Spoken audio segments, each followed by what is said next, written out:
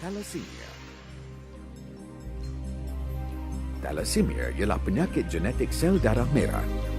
Thalassemia diwarisi daripada ibu bapa dan melibatkan anak lelaki dan perempuan. Terdapat dua jenis thalassemia, iaitu pembawa gene thalassemia dan pesakit thalassemia. Pembawa gene thalassemia tidak menunjukkan sebarang tanda atau masalah kesihatan. Assalamualaikum, kami dari kumpulan TK akan membentangkan tentang kempen yang kami jalankan, iaitu kempen kesedaran tentang penyakit thalassemia dalam kalangan pelajar UMT.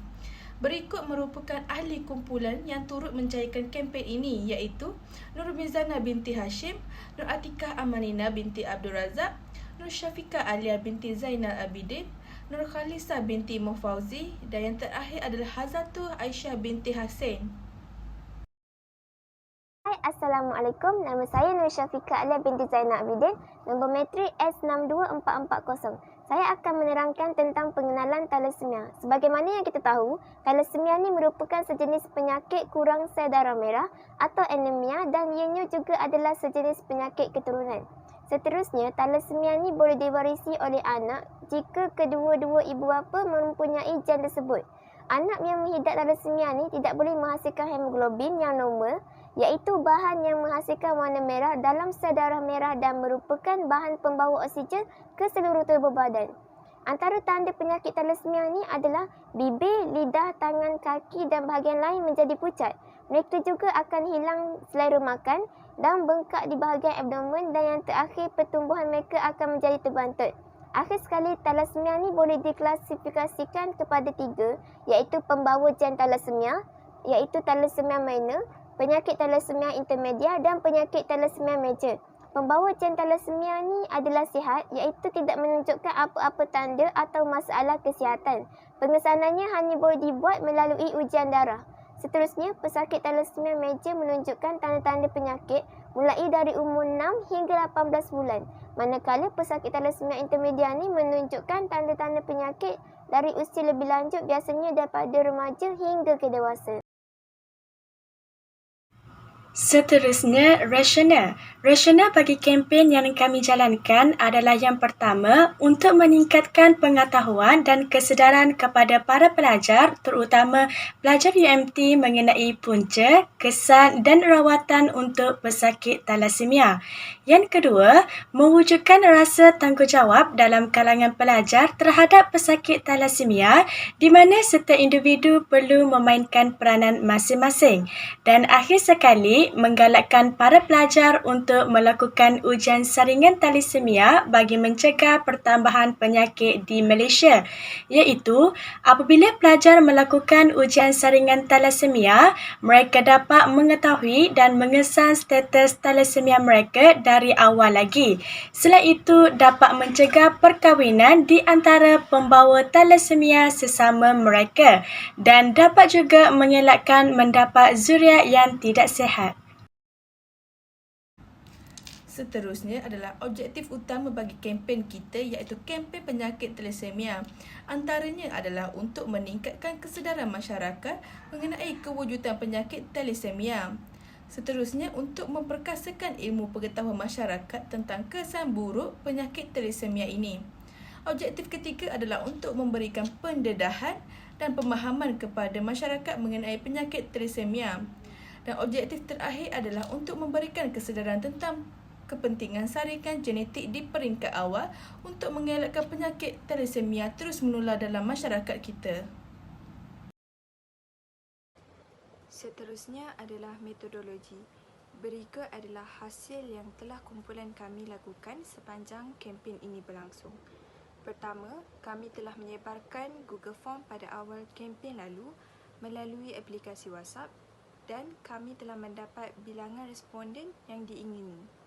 Seterusnya, kami juga telah menyebarkan poster kempen thalassemia di laman sosial seperti Instagram.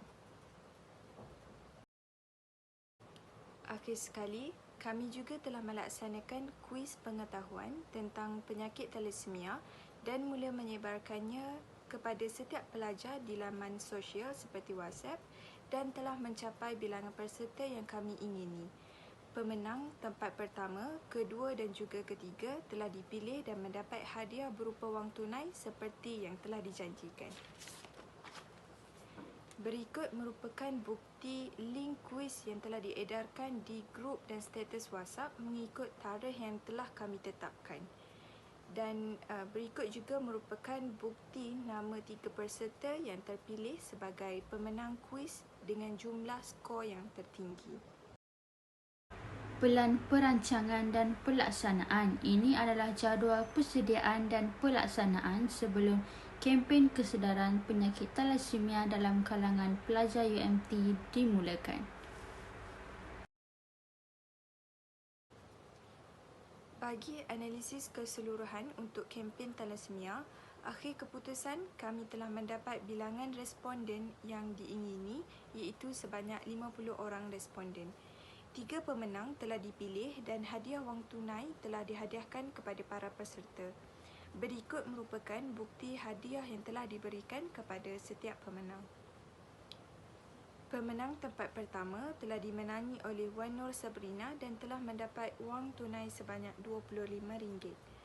Nur El Tasha yang mendapat tempat kedua telah membawa pulang wang tunai sebanyak RM15, manakala Muhammad Bahaki tempat ketiga membawa pulang sebanyak RM10. Seterusnya, terdapat 4 SDG yang kami terapkan dalam kempen. Yang pertama merupakan SDG yang ketiga iaitu kesihatan baik dan kesejahteraan. Jadi, kempen ini dilaksanakan adalah untuk memastikan kehidupan masyarakat sihat dan menggalakkan kesejahteraan kepada semua lapisan umum. Yang kedua pula adalah SDG yang keempat iaitu pendidikan yang berkualiti di mana para pelajar ni mendapat pendedahan awal tentang penyakit thalassemia. Seterusnya, yang ketiga pula ialah SDG yang ke-10 iaitu mengurangkan ketidaksamaan dan akhir sekali SDG yang ke-16 iaitu keamanan, keadilan dan pertubuhan kukuh. Dalam hal ini, penindasan dari segi sosial terhadap pesakit thalassemia dapat dibendung dan masyarakat akan merasa lebih selesa untuk bergaul dengan pesakit thalassemia. Seterusnya, kesan sebenar yang diperoleh dari hasil kempen penyakit thalassemia yang dijalankan dari aspek sosial seperti wujud kesedaran masyarakat mengenai kewujudan penyakit thalassemia.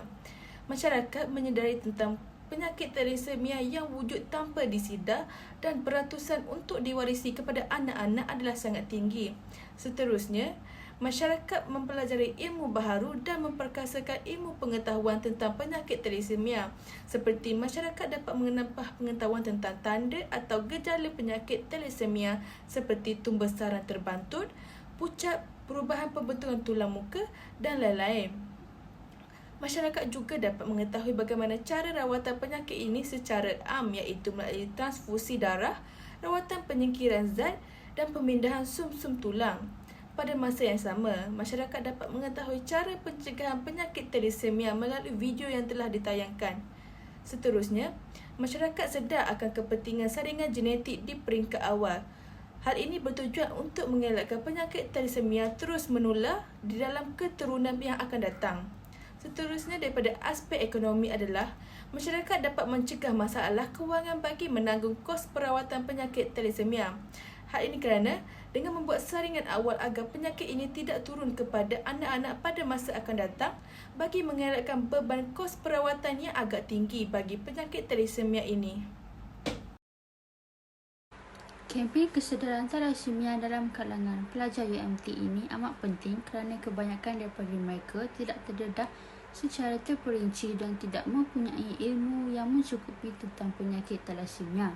Pelaksanaan kempen ini berkesan kerana maklumat dan mesej yang disampaikan adalah mudah untuk difahami. Ini kerana kempen ini dilakukan di atas talian dan ianya lebih mudah untuk mendapat sambutan dan menarik mahasiswa-mahasiswi UMT untuk terlibat sama dalam menjayakan kempen ini. Diharapkan kempen ini mampu membuka mata masyarakat supaya lebih prihatin terhadap penyakit thalassemia supaya dapat mengesan penyakit ini dalam setiap individu bagi mengurangkan risiko yang akan datang. Masyarakat digalakkan untuk melakukan saringan awal thalassemia bagi mengetahui status penyakit thalassemia dalam diri masing-masing walaupun tiada sejarah penyakit supaya dapat merancang masa depan yang lebih baik. Itu sahaja daripada kumpulan kami. Sekian, terima kasih.